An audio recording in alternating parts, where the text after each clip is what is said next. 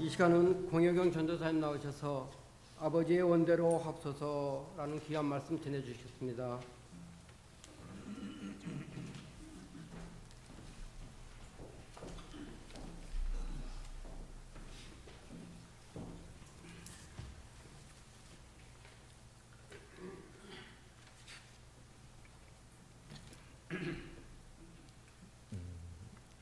기독교는 기도교라고 하는 말이 있습니다.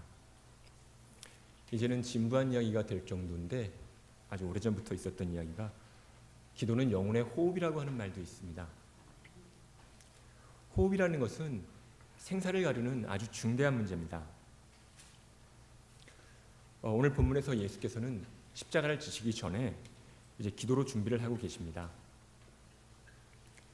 복음서를 우리가 읽어보면은 예수께서 여러 차례에 걸쳐서 자기가 당할 순환을, 본인이 당할 고난을 암시하시는 경우가 있습니다.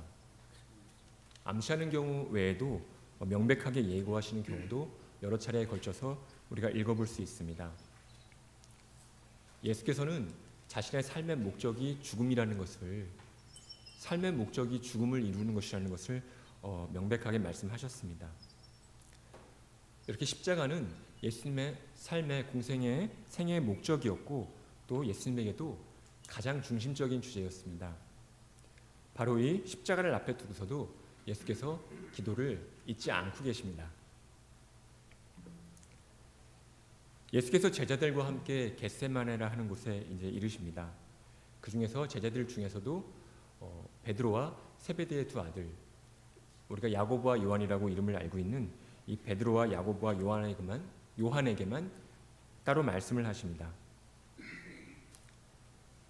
예수께서는 고민하셨고 또 슬퍼하셨고 심지어 내 마음이 매우 고민해서 죽을 지경이라고 말씀을 하셨습니다. 엄청난 이런 감정적인 혼란을 드러내시고 있습니다. 그래서 예수께서 이런 불안한 마음과 또 공포심을 느끼시면서 본인이 이제 잠시 후에 겪을 그 시련을 내다보시면서 제자들에게 너희는 여기 머물러 나와 함께 깨어 있으라고 말씀을 주십니다. 제자들에게서 연대를 원하는 것입니다. 정서적이고 감정적인 그런 지지를, 제자들이 실질적으로 도움을 드릴 건 없지만은 함께 깨어 있어서 정서적이고 감정적으로 연대하고 나에게 심적인 도움이 좀 돼달라고 그렇게 말씀을 하시는 겁니다. 이제 예수께서 조금 나아가셔서 얼굴을 땅에 대시고 엎드려서 기도하셨습니다. 누가복음 22장 41절을 읽어보면은 이 대목에서 돌을 던질 수 있을 만한 거리라고 그렇게 이야기를 하고 있습니다. 근데 이 당시에 예수님 당시에 기도는 혼자 할 때에도 비교적 이렇게 소리를 분명하게 내면서 큰 목소리로 기도하는 게 일반적인 그런 기도의 그 습관이었습니다. 그러니까 베드로와 야고보와 요한이 예수께서 기도하시는 소리를 들을 수 있었던 것을 우리가 생각해 볼 수 있습니다. 예수께서 무엇을 위해서 기도하셨는지 얼마든지 들을 수 있었고 또 다른 이들에게도 전했고 그래서 오늘 우리에게까지 전해졌다는 것을 우리가 생각해 볼 수 있습니다. 예수께서 기도하신 내용은 우리가 함께 읽은 것처럼 내 아버지여 만일 할만하시거든 이 잔이 내게서 지나가게 하옵소서 그러나 나의 원대로 마옵시고 아버지의 원대로 하옵소서라고 그렇게 전해주고 있습니다. 누가복음 22장 44절을 읽어보시면은 이 대목에서 예수께서 힘쓰고 애써 더욱 간절히 기도하시니 땀이 땅에 떨어지는 핏방울같이 되더라 하고 그렇게 말씀을 전해주시고 있습니다. 십자가의 은혜라는 것은 우리가 값없이 받습니다. 쉽게 받습니다. 그렇지만 그것은 받는 입장에서 이야기하는 것입니다. 은혜를 베푸시기 위해서 예수께서 치르신 이 엄청난 대가가 있었던 것을 우리가 오늘 예수님의 고통을 통해서 이렇게 감정적인 혼란을 예수님께서 겪으시는 걸 통해서 우리가 생각하지 않을 수가 없습니다. 통상 예수께서 십자가에 달리신 것을 생각하면서 예수께서 이렇게 고난당하시는 것을 생각하면서 손발이 못 박히셨을 때에 예수님 얼마나 아프셨을까, 사람들이 조롱하고 제자들조차도 배신하고 혼자 고독하고 철저하게 버림받으시는 데에 그때 얼마나 괴로우셨을까 하는 경우를 이야기하시는 분들이 있습니다. 예수님의 고난의 초점을 이런 예수님의 육체적인 고통이나 아니면 이런 감정적이고 정서적인 문제, 정신적인 부분에 초점을 두어서 묵상하시는 분들이 있습니다. 그런 내용을 담은 그런 복음성가 가사도 있습니다. 당연히 예수님께서는 우리와 같은 사람이셨고 하나님이시면서 하나님의 아들이셨지만 동시에 우리와 같은 100% 하나님, 100% 사람이셨고 그래서 육체적으로 고통스러우셨을 것을 우리가 의심할 수가 없습니다. 그건 당연한 이야기죠. 그리고 제자들에게 오늘 정서적, 감정적 지지를 원하시듯이 또 예수님께서 우리와 같은 감정을 지니신 완전한 인간이시기 때문에 하나님의 아들이시면서 동시에 완전히 인간이시기 때문에 이렇게 감정적인 지지를 원하시고 또 정신적인 고통을 겪으시는 것도 우리가 얼마든지 인정할 수밖에 없습니다. 그런 묵상 자체가 틀린 것은 아닙니다. 그렇지만 오늘 본문에서 예수께서 정말로 피하기를 원하시는 이 잔, 우리가 예수님에게 생소한 어떻게 예수님에게 이런 모습이 있을 수 있을까 할 정도로 예수께서 이렇게 공포심을 느끼고 두려워하시는 것은 이 잔이라는 것은 이렇게 육체적인 고통이나 아니면 인간적인 배신이나 외로움 같은 이런 것들과는 상관이 없습니다. 지금까지 육체적인 위협이라든지 아니면 대적자들의 조롱이라든지 예수님을 정서적으로, 감정적으로, 육체적으로 괴롭히는 시도들은 지금까지 끊임이 없었습니다. 예수께서 그렇지만 단 한 번도 거기에 휘둘리시거나 거기에 요동하시거나 그것 때문에 예수께서 무슨 고통을 느끼셨다는 기록을 우리가 성경에서 찾아볼 수가 없습니다. 복음서에서. 지금까지 예수께서는 단 한 번도 흔들림이 없이 죽을 자리를 찾아서 예루살렘까지 올라오셨습니다. 예수께서 십자가에 못 박히는 이 육체적인 정신적인 고통을 두려워하셨다는 것은 이 대목을 제외하고 오늘 본문의 대목을 제외하고 예수님의 그 복음서의 처음부터 예수님께서 승천하실 때까지 끝까지 한번 샅샅이 한번 읽어보시는 진지하게 읽어보신 성도들이라면 이게 얼마나 황당한 이야기고 우스꽝스러운 이야기인지를 알 수가 있습니다. 우리가 성경을 통해 볼 때에 또 교회사를 통해서 볼 때에 예수 그리스도를 위해서 이 고통을 마다하지 않은 분들, 육체적 고통을 마다하지 않고 순교에 이르신 분들을 우리가 얼마든지 찾아볼 수가 있습니다. 스데반 집사님이나 아니면 사도 야고보 같은 분들 또 그 외 여러 분들에 대해서 성경에 나오시는 분들에 대해서는 이미 성도님들이 여러 차례 읽고 들으신 바가 있습니다.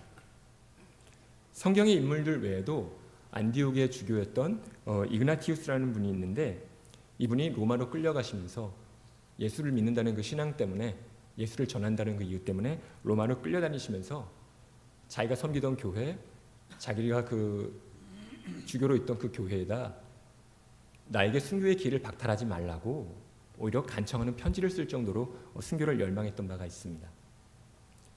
서마나의 주교였던 폴리캅이라는 분은 도망을 칠 수도 있었고 또 예수님을 부인하면 얼마든지 살려주겠다고 그 로마 당국이 로마 군인이 얼마든지 기회를 주려고 했지만은 화형을 그냥 받아들였습니다. 불이 붙기 직전에 이제 순교자 중에 한 사람으로 나를 받아주셨다고 하나님께 오히려 감사하면서 찬양하는 기도를 드렸습니다. 잘 알려진 경우 중에 두 가지만 예로 들은 것입니다. 이 고대에. 그렇지만 이런 순교가 모든 시대에 기독교 역사 전체에 걸쳐서 우리 신앙이 전파되는 어느 곳에서나 끊임없이 이어져 왔습니다. 아주 잔인하게 두들겨 맞기도 하고 째찌게 맞기도 하고 심지어는 화형을 당하면서도 그런 불길 속에서도 인내했고 오히려 많은 사람들이 기뻐하면서 죽어갔습니다. 현대에도 하나님께서 이 고문을 당하는 형제들, 죽임을 당하는 자매들 이런 우리 그리스도인들에게 아주 초자연적인 기쁨을 주시는 그 고문과 또 그 죽음의 현장에서 평화를 주시는 사례를 우리가 얼마든지 찾아볼 수가 있습니다. 지금도 인터넷에서 많은 동영상을 업로드하고 계시는 그 박효진 장로님이라는 분이 교도관으로 근무하면서 많은 재소자들에게 복음을 전했던 사례를 전하고 있습니다. 박 장로님이 이제 그 서울구치소의 사형장에서 근무할 때의 일입니다. 복음을 전하기 위해서 인상이 아주 좋지 않은 윤도영이라고 하는 사형수를 사무실로 그 상담실로 불렀습니다. 그동안 감옥에서 하나님이 역사하셨던 것들 대부분의 사람들이 눈물 없이 들을 수 없는 그런 하나님의 역사를 전했지만은 이 인상이 아주 좋지 않았던 윤도영 그 죄수는 사형수는 오히려 이 박 장로님에게 앙심을 품고 노려보는 것이었습니다. 이 박 장로님이 윤도영에게 죽을 준비가 됐냐고 물어봤습니다. 사형수들이 제일 듣기 싫어하는 소리라고 합니다. 이 사형수의 얼굴이 더 굳어졌고 이제 눈을 내리깔고 아예 이 장로님을 쳐다보려고도 하지 않았습니다. 훗날에 다시 전도를 하기 위해서 이 윤도영이라는 사형수의 손을 잡고 기도를 했습니다. 그때에 하나님께로부터 감동이 왔습니다. 무릎을 꿇고 기도하라는 감동이 왔습니다. 무릎을 꿇고 윤도영의 손을 잡고 기도를 하는데 이 윤도영의 심적 상태가 고스란히 전달이 돼 왔습니다. 아주 거친 성격이었고 징그러운 외모를 가진 사형수였는데 그런데 그거는 껍데기에 불과했습니다. 내면은 찢어져 가지고 만신창이가 돼 있었다고 그렇게 느꼈다고 합니다. 울고 싶은 마음이 아주 농축이 돼 있었다고 그렇게 이야기를 하고 있습니다. 박 장로님은 그 영혼이 불쌍하게 느껴졌고 울면서 기도를 했습니다. 5분 정도를 뜨겁게 울면서 기도를 했습니다. 윤도영이 꿈틀거리는 반응을 느끼게 됐습니다. 살짝 눈을 뜨고서 바라봤더니 이 사형수의 윤도영의 얼굴이 아주 벌겋게 빨갛게 아주 상기돼 있었고 이를 악물고서 울지 않으려고 참고 있는 것을 볼 수가 있었습니다. 5분 정도를 또 기도했더니 이 윤도영이 더 이상 참지 못하고 이 박 장로님의 등을 부여잡고서 통곡을 하기 시작했습니다. 서로 부둥 껴안고 통곡을 했습니다. 마침내 윤도영이 저도 죽을 준비를 해야 한다는 것을 안다고 죽는 것이 두렵다고 이제 죽을 준비를 하겠다고 도와달라고 요청을 하게 됐습니다. 그날 이후 윤도영 형제는 눈물을 많이 흘렸습니다. 성경을 읽다가 창틀을 붙잡고 울기도 했다고 전해집니다. 또 어디에 가든지 성경을 들고 다녔습니다. 성경을 24시간 손에서 놓지 않았다고 합니다. 그리고 사형수들에게 만날 때마다 복음을 전했습니다. 사형수들을 만나면 죽을 준비를 하라고 전했습니다. 그런데 재수없이 그런 말 하지 말라고 또 사형수들이 거칠게 반응을 하면은 죽을 준비를 해야 한다고 울면서 설득을 했다고 합니다. 드디어 어느 날 법무부에서 공문이 왔습니다. 8명의 사형 집행 명령이 떨어졌습니다. 그리고 윤도영 이 형제가 가장 첫 줄에 이름이 올라가 있었습니다. 사형 당일에 박 장로님이 지하실에서 사형장으로 올라오는 사람들의 소리를 듣습니다. 그런데 할렐루야라는 그런 외침을 듣습니다. 문이 열리고 올라오는 사람들을 보는데 이 윤도영 형제를 데리고 오는 호송에서 오는 이 교도관들의 얼굴은 굳어 있었습니다. 할렐루야라고 외친 사람은 윤도영 형제였습니다. 이 윤도영 형제가 박 장로님을 보고서 먼저 손을 내밉니다. 장로님, 저 먼저 갑니다. 천국에서 만납시다. 천국에서 만납시다. 교도수장이 도영 형제의 죄상을 읽기 시작했습니다. 그 순간에 도영 형제가 수갑찬 손을 이렇게 위로 올리면서 이 교도수장님에게 말합니다. 소장님, 그 죄를 제가 다 지었습니다. 그러나 그 죄는 하나님을 알기 전에 지은 죄입니다. 제가 하나님을 조금만 더 일찍 알았더라면 그런 죄를 짓지 않았을 것이고 오늘 이와 같이 사형대에 서지 않았을 것입니다. 그러나 저는 늦게나마 하나님을 믿었고 하나님께서는 저의 죄를 모두 용서하여 주셨습니다. 용서받은 이 깨끗한 몸과 영혼 그대로 하늘나라에 갈 수 있도록 그 부끄러운 죄상을 잊지 말아 주셨으면 좋겠습니다. 요구가 받아들여졌습니다. 이 교도수장이 믿지 않는 분이었는데 근데 눈물을 흘리고서 흐느끼게 됐습니다. 임종 예배를 드리는데 정작 죽을 사람은 예배를 드릴수록 점점 얼굴에 빛이 납니다. 박 장로님과 수십 명의 거기 자리에 있던 사람들이 함께 보았다는 것을 이분이 그때 당시 같이 있던 직원들과 전 국민이 모두 함께 볼 수 있는 인터넷 동영상을 통해서 분명하게 말하고 있습니다. 밝히고 있습니다. 교도소장이 유언하시겠습니까? 라고 물었습니다. 이 윤도영 형제에게는 당시에 갓 대학에 들어간 딸이 있었고 또 사랑하는 아내가 있었습니다. 그래서 모두 어떻게 유언을 할까 관심을 가지고 지켜보게 됐습니다. 그런데 그 상황에서 이 도영 형제의 유언은 제 마지막 유언은 여기 계신 모든 분들이 제가 믿는 하나님을 믿으시기를 바랍니다. 이 신앙 고백 후에 목에 밧줄이 걸렸습니다. 두건이 쓰여졌습니다. 모두가 너무나 긴장해가지고 이렇게 긴장해 산 상황이었는데 찬송가가 울려 퍼졌습니다.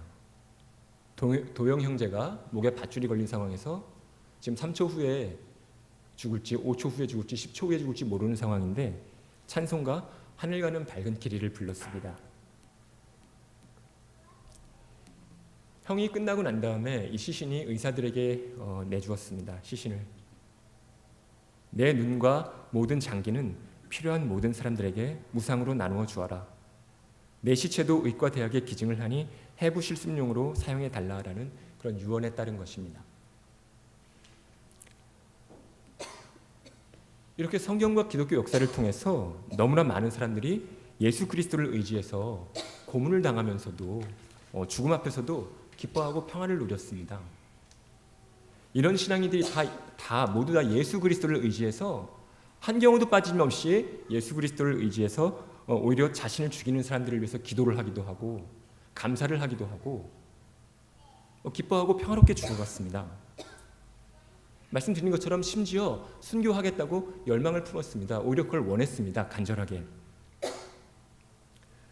그런데 고문을 당하고 죽어가는 자기 제자들에게 자기 사람들에게 영감을 주시고 힘을 주시고 평화를 주시고 기쁨을 주셨는데 바로 그런 예수께서 스스로는 죽을 것이 두려워서 십자가에 못 박힐 것이 두려워서 손에 못 박히고 발에 못 박히는 게 아플까 봐 두려워하셨다는 것은 좀 이치에 맞는 일이 아닙니다. 잔이라는 단어, 이 잔이라고 예수께서 말씀하실 때에 잔이라는 단어는 성경에서 하나님의 진노와 형벌을 의미하는 것입니다. 예를 들면은 제가 에스겔서 22장 32절로 33절을 한 가지 예로 전해드리겠습니다. 주 여호와께서 이같이 말씀하셨느니라. 깊고 크고 가득히 담긴 네 형의 잔을 네가 마시고 코웃음과 조롱을 당하리라. 네가 네 형 사마리아의 잔, 곧 놀람과 패망의 잔에 넘치게 취하고 근심할지라 라는 이런 말씀을 읽을 수가 있습니다. 여기 잔이라는 것이 하나님의 심판과 형벌을 의미하는 것입니다. 예수께서 잔을 말씀하신 것은 바로 이렇게 하나님의 진노를 감당해야 한다는 그런 것이었습니다. 그러니까 예수께서 말씀하신 것은 육체적인 정신적인 고통이 아니라 자기 아버지와의 관계에 하나님 아버지와의 관계에 초점이 있습니다. 인류의 죄를 짊어진다는 것은 죄인이 된다는 의미입니다. 예수께서 죄를 지으시지 않으셨지만은 죄에 대한 하나님의 진노를 감당하신다는 의미입니다. 모든 사람은 단 한 명도 빠짐이 없이 아담 이래로 죄에 빠져서 하나님으로부터 떠났습니다. 인류를 대신해서 이 모든 사람을 대신해서 죄인의 입장이 되시는 것, 죄를 전혀 짓지 않은 죄인이 되는 것이 인류를 대신해서 죄인으로서 아버지와 분리되고 버림받는 것을 의미하는 것입니다. 후에 27장 46절을 읽어보시면은 예수께서 십자가에 달리신 외침을 달리신 후 외치시는 것을 우리가 읽어볼 수가 있습니다. 제9시쯤에 예수께서 크게 소리질러 이르시되 엘리 엘리 라마 사박다니 하시니 이는 곧 나의 하나님 어찌하여 나를 버리셨나이까 하는 뜻이라. 어찌하여 나를 버리셨나이까 하는 뜻이라. 십자가의 고통 가운데서도 예수께서 탄식하신 부분은 이 부분밖에 없습니다. 자기 모친을 제자 요한에게 부탁하시고 자기와 함께 십자가에 달린 강도를 네가 나와 함께 낙원에 있으리라고 구원을 약속하시고 자기를 못 박은 사람들을 위해서 저들이 하는 일을 알지 못합니다. 용서해달라고 기도하시고 예수님의 생애 전체를 걸쳐 볼 때에 예수님께서 이렇게 고통으로 탄식하시고 슬픔을 토로하시는 부분은 바로 십자가에서도 이 장면밖에 없습니다. 예수께서 사람들에게 버림받고 조롱당하는 것을 두려웠다는 그것도 사실은 굉장히 웃기는 이야기고 좀 유치한 이야기입니다. 요한복음 16장 32절을 보면은 보라 너희가 다 각각 제 곳으로 흩어지고 나를 혼자 둘 때가 오나니 벌써 왔도다. 그러나 내가 혼자 있는 것이 아니라 아버지께서 나와 함께 계시느니라 하고 말씀을 하십니다. 사람들에게 외면당하고 버림받는 것을 그것이 이제 예수님을 두렵게 할 수 있는 게 아닙니다. 거두절미하고 예수님을 두렵게 할 수 있는 것은 어디에도 없습니다. 아무것도 없습니다. 본문에 이제 예수님의 기도는 혹시라도 다른 길이 있는가를 확인하시기 위한 겁니다. 혹시 다른 길이 있는가? 직접 잔을 마시는 것 외에 다른 길이 없다는 게 분명해지면은 이제 예수께서 아버지의 원대로 순종하실 것, 그거 외에는 다른 길이 없다는 것을, 다른 대안이 없다는 것을 우리가 의문의 여지가 없습니다. 예수께서는 인간으로서 헤아릴 수 없는, 인간이 상상도 할 수 없는 아주 깊고 심한, 아주 극심한 그런 고통을 겪으셨지만은, 영적인 고통을 겪으셨지만은 아버지의 뜻 안에서만 다른 길을 생각하고 계시는 겁니다. 아버지의 뜻 안에서만, 궁극적으로는 아버지의 원대로 되기를 기도하시고 있는 겁니다. 사실 예수께서는 이런 일이 일어날 것을 미리 알고 계셨습니다. 앞에서 잠깐 말씀을 드린 것처럼 마태복음 16장 21절을 보시면은, 이때로부터 예수 그리스도께서 자기가 예루살렘에 올라가 장로들과 대제사장들과 서기관들에게 많은 고난을 받고 죽임을 당하고 제3일에 살아나야 할 것을 제자들에게 비로소 나타내시니 라고 그렇게 말씀을 주시고 있습니다. 지금 기도하고 계시는 예수께서는 전에 알지 못하던 것을 새롭게 알게 되셔서 당황하시고 두려워하시는 것이 아닙니다. 이미 알고 있는 것을 받아들이기 위해서 애를 쓰시고 계시는 것입니다. 반면에 제자들은 예수님과 아주 분명하게 대조가 됩니다. 지금 상황에서 제자들에게 요구되는 역할은 예수님께서 가장 자신을 필요로 하시는 이 순간에 함께 깨어있는 것이었습니다. 그런데 잠을 자버리고 말았습니다. 심리적으로 고립감을 느끼고 계시는 예수님께 전혀 도움이 되지 않았습니다. 오히려 예수께서 오셔서 보시고 그 자는 것을 보시고서 너희가 나와 함께 한 시간도 이렇게 깨어있을 수 없느냐라고 일종의 약간의 실망감, 마음의 부담만 더해드리게 됐습니다. 예수께서 제자들에게 시험에 들지 않게 깨어 기도하라. 마음에는 원이로되 육신이 약하도다라고 이렇게 말씀을 주십니다. 사실 제자들은 지금 예수님은 차치하고라도 예수님과 상관없이라도 자기들을 위해서 기도를 해야만 하는 상황이었습니다. 21절을 보시면은 마지막 만찬에서 예수께서 너희 중에 한 사람이 나를 팔리라고 이미 예고를 하신 상황입니다. 31절을 보시면은 오늘 밤에 너희가 다 나를 버리리라. 기록된 바 내가 목자를 치리니 양의 떼가 흩어지리라 하였느니라라고 이렇게 말씀을 주시고 있습니다. 베드로의 경우에는 아예 직접적으로 두 번에 걸쳐서 말씀을 듣습니다. 34절 같은 경우는 내게 이르노니 오늘 밤 닭 울기 전에 네가 3번 나를 부인하리라라는 그런 말씀까지, 그런 예고를 개인적으로 직접적으로 듣습니다. 제자들은 피곤했습니다. 그렇지만 피곤한 제자들에게 지금 가장 필요한 게 잠이 아니라 오히려 기도입니다. 예수께서 다시 두 번째로 나아가셔서 기도를 하십니다. 첫 번째와 동일한 말씀으로 기도를 하시는데 말씀은 동일하지만 단순히 첫 번째 기도를 반복하시는 게 아닙니다.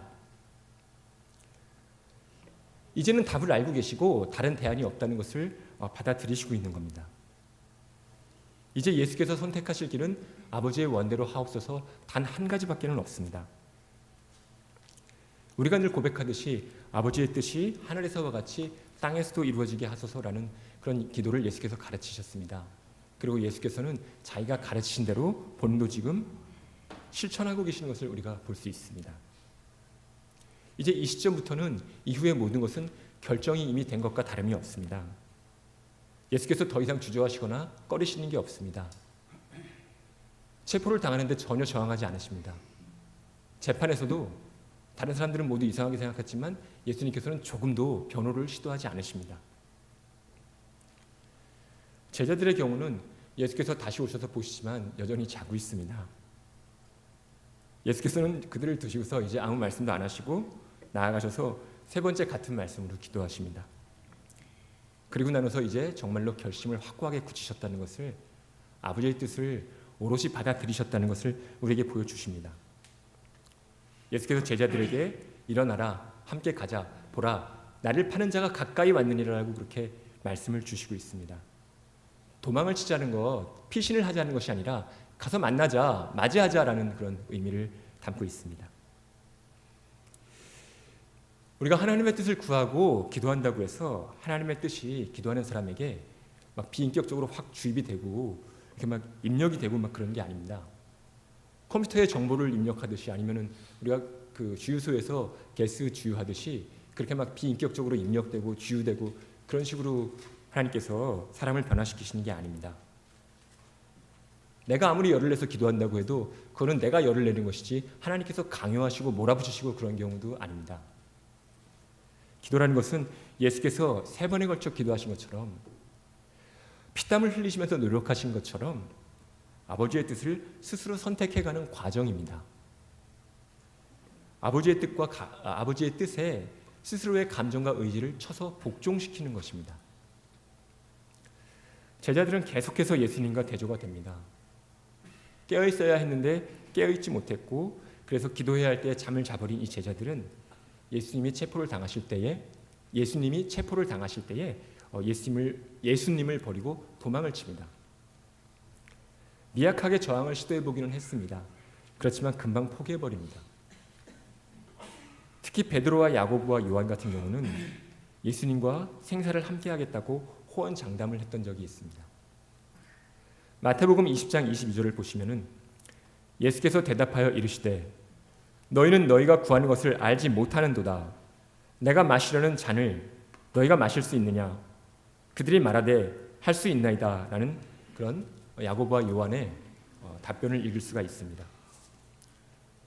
예수께서 베드로가 예수님을 3번 부인할 것이라고 예고를 하셨을 때에 베드로가 다른 제자들과 함께 드린 말씀도 제가 읽어드리겠습니다.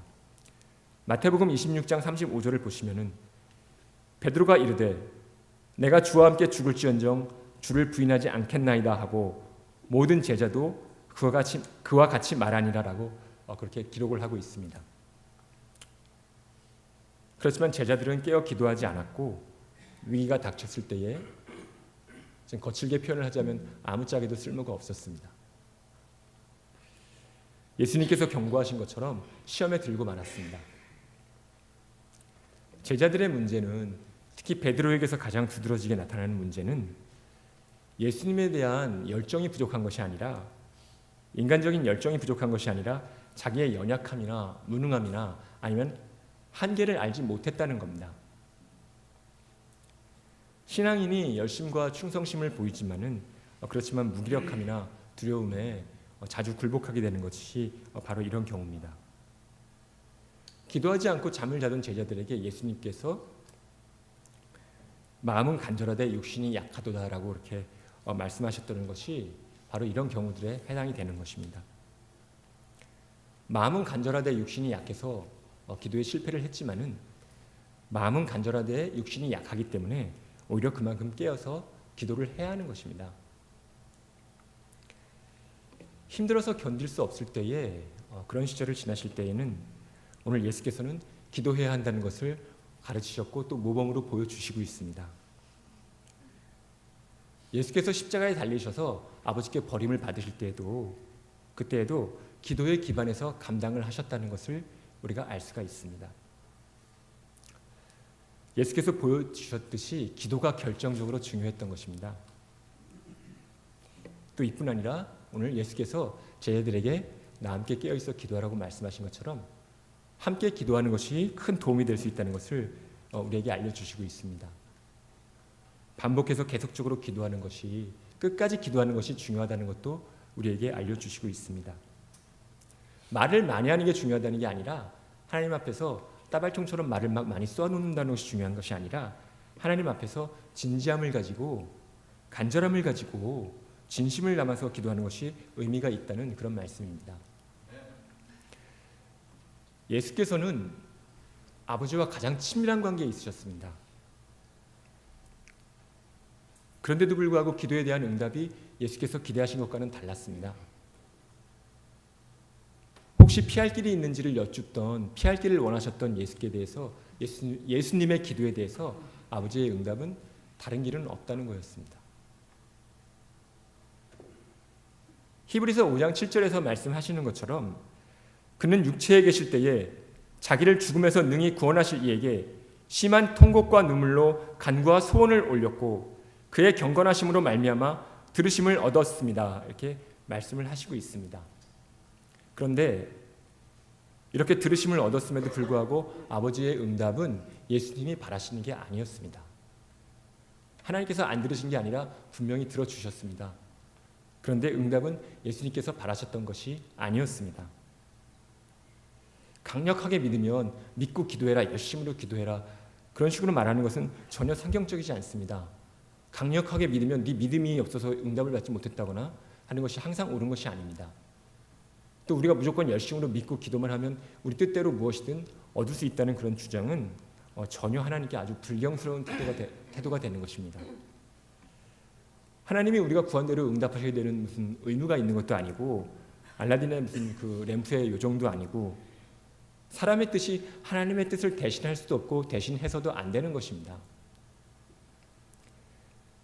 심지어 하나님을 완전히 신뢰하고 이론적으로는 실제적으로는 가능할지 모르겠지만 눈꼽만큼도 죄가 없이 하나님을 완전히 신뢰하고 완벽하게 친밀하고 또 하나님을 향한 열심과 충성해서 하나님이 보실 때에도 흠을 찾을 수 없다고 해도 반드시 바라는 대로 기도의 응답을 받을 수 있다고 보장하는 것이 아닙니다. 오늘 예수께서 기도하시고 응답을 받으시는 것이 바로 그 증거인 것입니다. 예수께서 겟세마네에서 기도하신 것은 우리가 하나님께 기도하고 또 가까이 나아갈 수 있다는 것을 우리에게 얼마든지 가르쳐 주십니다. 우리가 경외하는 태도를 가지고 하나님께 마음을 쏟아놓고 진솔하게 기도해야 한다는 것을 우리가 배울 수가 있습니다. 우리가 믿음을 가지고서 또 기대를 하면서 하나님께 기도할 수 있다는 것도 우리가 알 수가 있습니다. 그렇지만 그와 동시에 언제나 우리가 원하는 대로 응답을 받는 것은 아니라는 것을